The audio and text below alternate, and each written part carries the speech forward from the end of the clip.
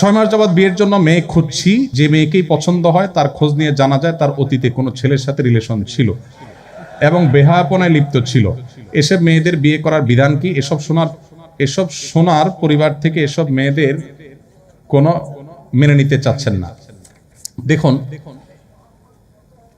যদি কেউ কারোর জীবনে ভুল পথে থাকেন এবং তিনি সেখান থেকে ফিরে আসেন, ছেলে হোক মেয়ে হোক, যে কারোর জীবনে এরকম বিপদগামিতার পথে যাওয়ার রেকর্ড থাকতে পারে, তিনি যদি ফিরে আসেন, মন থেকে যদি তিনি ফিরে আসেন, ইসলামী শরিয়ার দৃষ্টিকোণ থেকে তাকে বিবাহ করতে কোনো বাধা নেই, তিনি যদি নিজেকে পরিবর্তন করেন। কারণ আত-তাইবু মিনাজ যামবি কামা লা যামবা লাহু, নবী সাল্লাল্লাহু আলাইহি ওয়াসাল্লাম বলেছেন, কেউ অপরাধ করার পর যদি ফিরে আসেন আর তিনি যাবেন না, অনুতপ্ত হয়ে নিজেকে ভৎসনা করেন, তাহলে তার অপরাধ যেন নাই হয়ে যায়, আল্লাহ তাআলা মাফ করে দেন। সো সেটাকে আপনি ক্ষমা করে আপনি যদি তাকে বিবাহ করেন, তাহলে সেটা আপনার জন্য হালাল।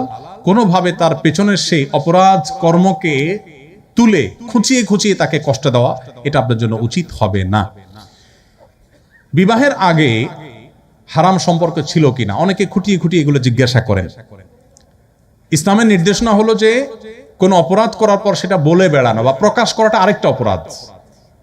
এটাকে প্রকাশ করার ভিতরে কোনো ব্যাটাগিরি নেই। আল্লাহর কাছে বলে চোখের পানি ফেলে মাপ চাইতে হয়, মানুষের কাছে এটা বলার ভিতরে কোনো কল্যাণ নেই। তবে এর মানে এই না যে আরেকজনকে প্রতারিত করার কথা বলা হচ্ছে।